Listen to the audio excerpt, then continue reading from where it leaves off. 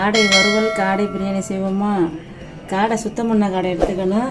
மிளகாய்த்தூள் 2 ஸ்பூன், மஞ்சத்தூள், இஞ்சி பூண்டு பேஸ்ட்டு, தயிர், எலுமிச்சம்பழம், மிளகு, ஜீரகத்தூள், கார்ன்ஃப்ளவர், உப்பு எல்லாத்தையும் கலந்து காடை வறுவல் செய்வோம்.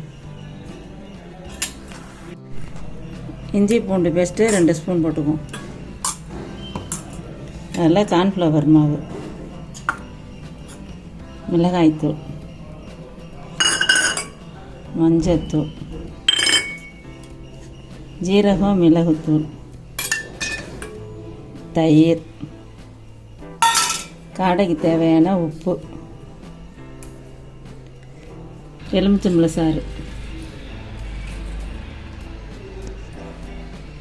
எல்லாத்தையும் கலந்து இதை காடையை கிளறி வைப்போம்.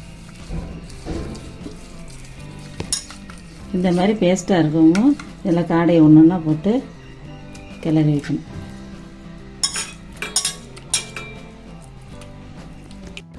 காடையை இந்த மாதிரி மசாலா தடவி 1 மணி நேரம் ஊற வைக்கணும். ஊற வச்சுட்டு அப்புறம் வறுத்து எடுக்கணும்.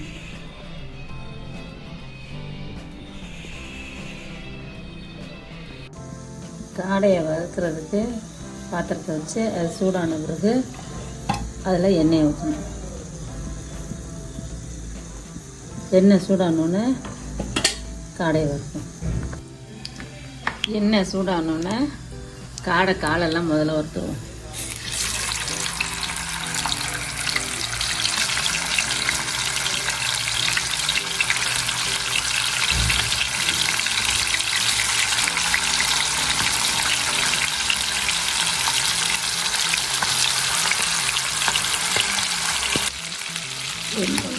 ஒரு பக்கம் வந்தோடனே அதை திருப்பி போடணும்.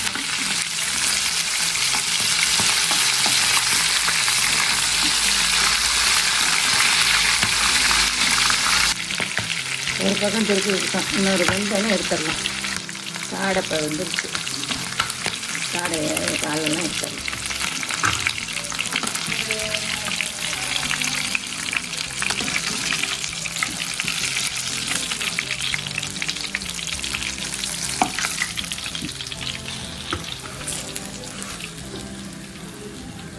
காடை கலந்து அப்புறம் இந்த உடம்பு பகுதியெல்லாம் போட்டு பிரியாணிக்கு லேசாக வறுத்தா போதும்.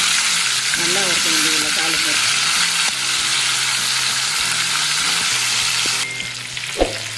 பிரியாணிக்கு லேசாக இந்த மாதிரி வறுத்தா போதும். காடை பிரியாணி செய்கிறதுக்கு சீரக சம்பா அரிசி 1 டம்ளர் எடுத்துருக்கேன். இஞ்சி பூண்டு பேஸ்ட்டு, புதினா, மல்லி, மிளகாய்த்தூள், கரம் மசாலா, உப்பு, தக்காளி, பட்டை, கிராம்பு, இலை, பூவு, வெங்காயம், 1 பச்சை மிளகாய், தயிர் எல்லாம் எடுத்து நம்ம செய்ய ஆரம்பிப்போம். ஃபஸ்ட்டு அந்த காடை வறுத்த எண்ணெயை அதில் ஊற்றிக்குவோம். ஊற்றிட்டு அதில் பட்டை கிராம்பை போட்டுக்குவோம். பட்டை கிராம்பு வெடித்த பிறகு வெங்காயத்தை வறுத்துக்குவோம்.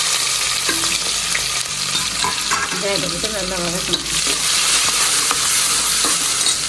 வெங்காயம் இந்த அளவு வதங்கின பிறகு இஞ்சி பூண்டு பேஸ்ட்டு ஒரு ஸ்பூன் போட்டுக்கணும். போட்டு அதை வதக்கணும். வதக்கிட்டு புதினா எடுத்து வச்சோம்ல, புதினாவே இப்போ தக்காளி போடுறதுக்கு முன்னாடியே புதினாவை போட்டு வதக்கணும். அப்போ தான் நல்லா வதங்கணும். புதினா வதங்கினோடனே தக்காளி பழத்தை போட்டுக்கணும். தக்காளி பழத்தை போட்டு நல்லா வதக்கணும். தக்காளி இந்த மாதிரி வதங்கணுங்க. தயிர் எடுத்து வச்சுருக்கோமா, தயிர் ஊற்றணும். தயிர் 2 ஸ்பூன் ஊற்றினா போடணும். 1 டம்ளர் ஊற்றணும். மிளகாயும் கரம் மசாலாவும் வச்சுருக்கோம். மிளகாய்த்தூளும் கரம் மசாலாவும்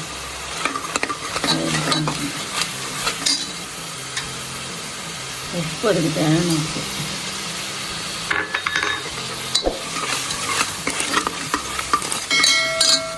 நல்லா இது வதங்கி இது எண்ணெய் கொண்டு வரும்போது இந்த லேசாக வறுத்து வச்சோம்னா காடை அதை போட்டுணும். அதை போட்டு நல்லா கிளறி அது ரெடியானோடனே அரிசி 1 டம்ளர் ஊற வச்சுக்கோங்களே, அதை போட்டுக்கணும்.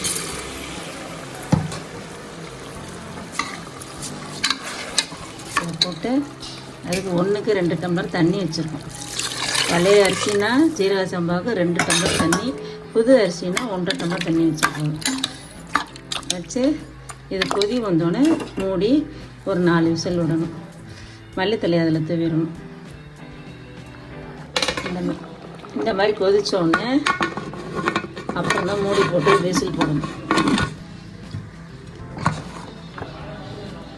மூடி போட்டு வெயிட் ஒரு 5 விசில் விட்டோன்னே ரெடி ஆகிடும். விசில் போனோடனே நல்லா காடை பிரியாணி ரெடி. நல்லா உதிரியாக வந்துருச்சு பாருங்க. காடை பிரியாணி ரெடி ஆயிடுச்சு. காடை பிரியாணி, காடை வறுவல், முட்டை, தயிர், வெங்காயம். சாப்பிடுவாங்க.